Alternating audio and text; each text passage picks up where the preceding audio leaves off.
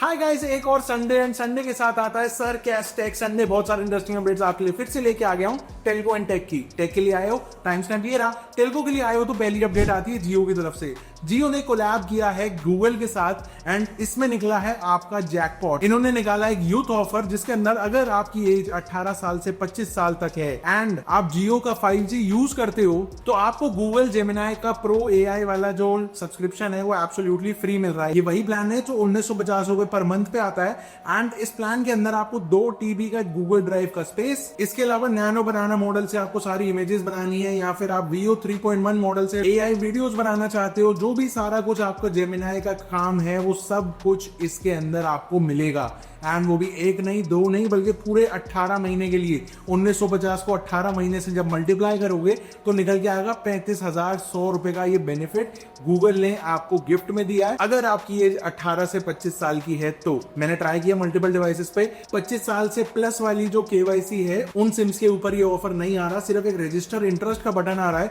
लेकिन जो 18 से 25 साल के बीच वाली एज के KYC वाले सिम कार्ड्स हैं उनके अंदर ये ऑफर आ रहा है एंड रिडीम भी इजीली हो रहा है। तो फटाफट से दावे कर लो, नहीं तो कोई ऐसा दोस्त पकड़ो जो इस एज ग्रुप का हो। एंड यस, ये ऑफर तभी सीमलेसली आपके पास चलेगा जब आपके पास कंटिन्यूअसली 5G का रिचार्ज रहेगा पूरे 18 महीने। तो मैं तो सजेस्ट करूंगा कि 1 साल का यहाँ तो रिचार्ज करा लो, यहाँ पे 349 का मिनिमम रिचार्ज हर महीने कराते रहता। तो एक तरफ एयरटेल दे रहा परप्लेक्सिटी, दूसरी तरफ ChatGPT ने अपना गो सब्सक्रिप्शन इंडिया में फ्री कर दिया है एंड तीसरी तरफ जियो ने पार्टनरशिप कर ली गूगल जेमिनाई के साथ। तो ऐसे में आपको क्या लगता है, मतलब ये कितना डेटा निचोड़ना चाह रहे हैं इंडिया में से? कहीं AI एक बबल बन के फटने तो नहीं वाला? आपको क्या लगता है नीचे कमेंट करके बताना। अगली अपडेट पे चलते हैं तो वो आती है अगेन जियो की तरफ से। जियो ने यहाँ पे जियो 5 डिवाइसेस निकाले हैं स्पेशली कॉर्पोरेट्स के लिए। बेसिकली जो SMEs होते हैं, small and medium size businesses, उनको ये ऑफर कर रहे हैं। ये जो डिवाइस रहने वाली है जियो 5 आपने पहले देखी होगी, रिटेल में भी चल रही थी, अब काफी कम दिखती है मार्केट में। तो ये डिवाइस अब कंपनी दे रही है फ्री में, लेकिन उसके साथ बंडल प्लान करके। प्लान जो है वो कुछ इस तरह से है कि 299 पर मंथ में 35 GB डेटा मिलेगा पूरे 1 महीने के लिए, जिसमें आपको 24 महीने या 2 साल का लॉक इन को आप अप्रूव करते हो। इसके बाद है 349 का प्लान जिसमें 50 GB डेटा है एंड फाइनली 399 का प्लान जिसमें 18 महीने का लॉक इन रहेगा। यहाँ पे जिस हॉटस्पॉट डिवाइस की बात हो रही है, यहाँ पे ये 5G वाला बैंड सपोर्ट नहीं करता, विच मींस कंटिन्यूअसली 4G आपको यहाँ पे देखने को मिल जाएगा। एंड कंपनी बिग बेट ले रही है कि भाई हम डिवाइस अगर फ्री में दे रहे हैं लेकिन मंथली प्लान को कमिटमेंट में डालते हैं तो शायद ये ज्यादा अडेप्टेबिलिटी बढ़ा देगा मार्केट में। आपको क्या लगता है, क्या ये वाकई में अच्छी चीज है या फिर इंडियन कंपनीज या जो स्टोर ओनर्स है वो ये प्रेफर करेंगे कि डिवाइस के पैसे अलग लो लेकिन मंथली रिचार्ज कम होना चाहिए? अगली अपडेट आती है सीना की तरफ से। कॉलर नेम प्रेजेंटेशन, जो इंडिया का अपना होम ग्रोन ट्रू कॉलर है, इसके लिए गवर्नमेंट काम कर रही है एंड गवर्नमेंट ने सारे टेलकोस को ये बोला है कि कुछ भी हो जाए फर्स्ट क्वार्टर ऑफ 2026 के अंदर ये लाइव हो जाना चाहिए। एंड सारे ऑपरेटर्स को ये भी बोला गया कि एटलीस्ट एक सर्कल के अंदर इस हफ्ते ही चालू कर दो जिससे कि टेस्टिंग एक तरीके से चालू हो जाए। जो सारे टेलीकॉम ऑपरेटर्स हैं, जियो, एयरटेल एंड वी, ये सब सीन ऐप को बहुत जल्दी इंप्लीमेंट करने वाले हैं एंड अब से आपको ट्रू कॉलर की नीड ही नहीं पड़ेगी शायद, क्योंकि ट्रू कॉलर बैकएंड पे हेल्प कर रहा है सीन ऐप को बिल्डअप करने में। सीन ऐप बेसिकली करेगा क्या कि जिस नाम से सिम रजिस्टर्ड है, जिस नाम से KYC हो रखी है, वही नेम आपको यहाँ पे शो हो जाएगा जब भी कोई कॉल करेगा। एंड ये गवर्नमेंट ने इसलिए किया जिससे कि जो बढ़ रहे हैं फ्रॉड, स्कैम, स्पैम, ये सब कुछ कम हो पाए। ऑल्सो एक इंटरेस्टिंग चीज इस सीन ऐप वाले सिस्टम की ये है कि अभी के लिए ये सिर्फ 4G यूजर्स के ऊपर एप्लीकेबल होगा। 5G का शायद बहुत जल्दी इनेबल हो जाएगा, लेकिन जो 2G वाले यूजर्स है ना, उनके ऊपर ये इंस्टेंटली एप्लीकेबल नहीं हुआ क्योंकि नेटवर्क वाइज रोल आउट होगा धीरे धीरे। अगली अपडेट वी की तरफ से है। वी ने फाइनली 21 महीने के बाद खुशियां देखी है। मतलब 21 महीने बाद ऐसा मंथ निकल के आया है जिसके अंदर इन्होंने राइज इन सब्सक्राइबर बेस देखा है। ऑल्दो ये ऑलमोस्ट नेग्लिजिबल ही है क्योंकि इनका जो नंबर्स की बात करूं तो 171.52 मिलियन था अगस्त में एंड ये बढ़ गया 171.54 मिलियन हो गया, मतलब 0.02 मिलियन, यानी टोटल सिर्फ 20,000 सब्सक्राइबर ऐड हुए हैं। तो इस नंबर को जब देखेंगे तो पता चलेगा कि कंपनी के बिजनेस को तो इससे कोई बहुत ज्यादा फर्क नहीं पड़ेगा, लेकिन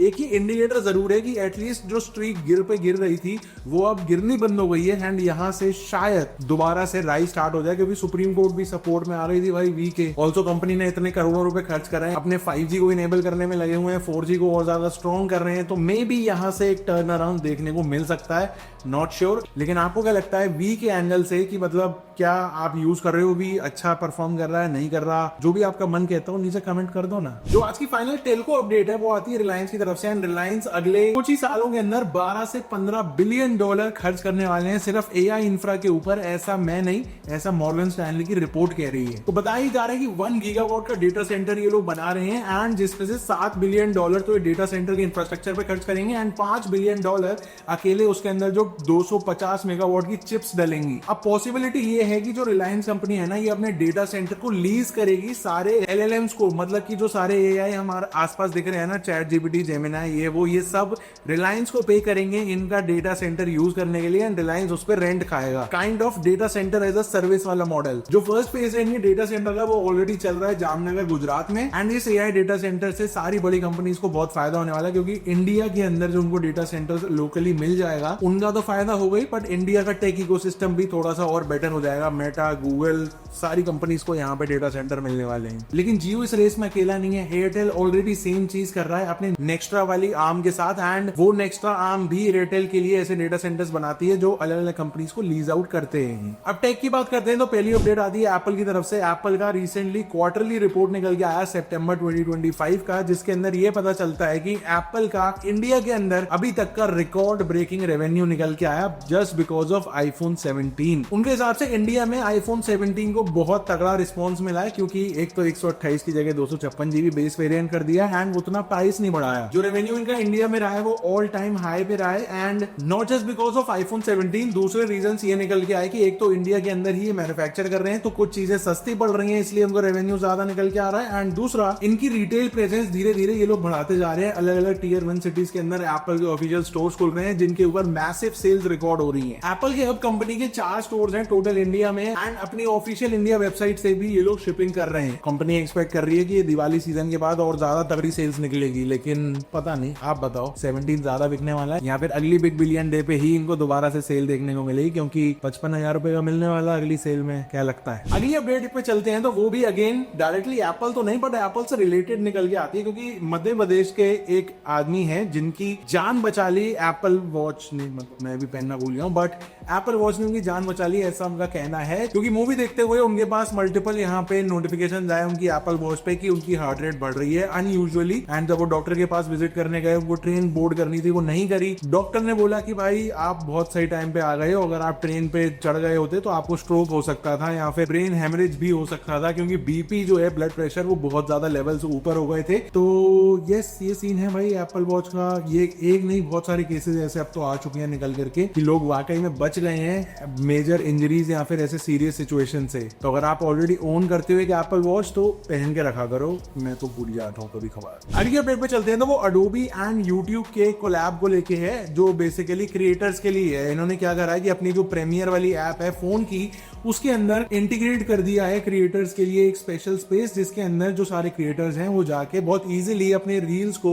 एडिट कर सकते हैं, बना के वहां पे एक्सपोर्ट कर सकते हैं। बहुत सारे टेम्पलेट्स वहां पे बना के रख दिए कि अगर कोई वायरल ट्रेंड चल रहा है उसके प्रीसेट्स टेम्पलेट्स वहां पे मिल जाएंगे, वो जाके यूज करके वहां से वीडियोस आप एडिट कर सकते हो। एंड इस फीचर को ये बोल रहे हैं क्रिएट फॉर यूट्यूब शॉर्ट्स। अब ये फीचर अभी के लिए कमिंग सून है, लेकिन बताया कुछ वैसे ही जा रहा है जैसे इंस्टा के अंदर एडिट्स का ऑप्शन है ना, कि हमारी सारी रील अंदर ही हम एडिट कर लेते हैं। अडोब प्रीमियर के पास ऑलरेडी सारा कुछ सिस्टम है फोन ऐप के अंदर, उसके अंदर यूट्यूब के लिए थोड़े से एडिट फीचर्स करके उन्होंने ब्रांडिंग कर दी है शॉर्ट्स की। अभी अपडेट ओपन एआई की तरफ से है, अगर आप सोरा ऐप यूज करते हो एआई वीडियोस के लिए तो ओपन एआई ने अब यहाँ पे एक मोनेटाइजेशन लेयर लगा दी है, विच मीन्स कि आपको एक्स्ट्रा वीडियोस जनरेट करनी है तो 350 रुपए पे करने होंगे, एज अ एड ऑन लेना पड़ेगा उसका। सो बेसिकली यहाँ पे जो फ्री टियर है उसके अंदर आपको जो वीडियो जनरेशन मिल रही है अभी तक वो 30 जनरेशन मिल रही है, लेकिन उसके बाद अगर आपको एक्स्ट्रा और वीडियोस बनाने हैं तो 350 रुपए देके 10 जनरेशन मिलेंगे, मतलब 35 रुपए पर जनरेशन। प्रो वाले यूजर्स के लिए 100 जनरेशन ऑलरेडी इंक्लूड मिलते हैं उनके प्लान में। उसके बाद उनको भी अगर 100 के बाद और वीडियोस बनाने हैं तो ये एड ऑन दोनों के लिए कॉमन कॉमन रहेगा। कंपनी ये रीजन दे रही है कि लोगों को अनलिमिटेड फ्री वीडियो जनरेट करने के लिए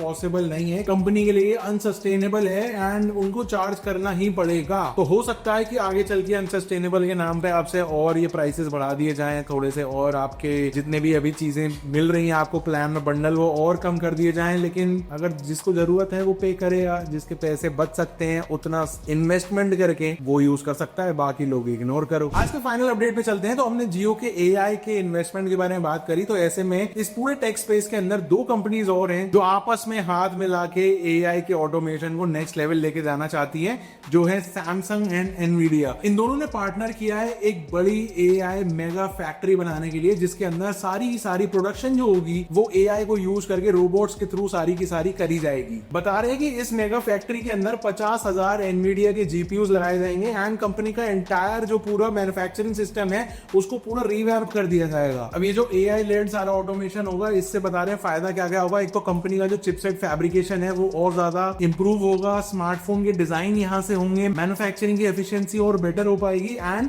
जितने भी एडवांस चीजें हैं जैसे रोबोटिक्स वगैरह वो भी सब इस एआई प्लांट के अंदर ही होगा। अब अभी के लिए लोकेशन तो नहीं बताइए, लेकिन ये श्योर है कि ये होना जरूर है और बैक एंड पे चीजें चल रही होंगी, कहां पे कैसे सेटअप क्या क्या होना चाहिए। तो भाई देख लो, एआई बहुत ज्यादा डरावना होता जा रहा है। बहुत सारी मल्टीपल टेक कंपनीज ले ऑफ्स कर रही है जस्ट बिकॉज ऑफ एआई। इस वीक भी कुछ 2 से 3 बड़ी बड़ी कंपनीज के नाम निकल गए जिन्होंने मैसिव नंबर्स में ले ऑफ्स करने का डिसीजन लिया है and I hope AI just gets better for the human being and not against it. आपको क्या लगता है एआई का क्या सीन रहेगा, नीचे कमेंट करके बताना एंड ये वीडियो पसंद आई है तो वीडियो को लाइक कर देना, सब्सक्राइब कर देना चैनल को। I will see you in the next one. Till then stay safe, stay sarcastic, see ya and goodbye.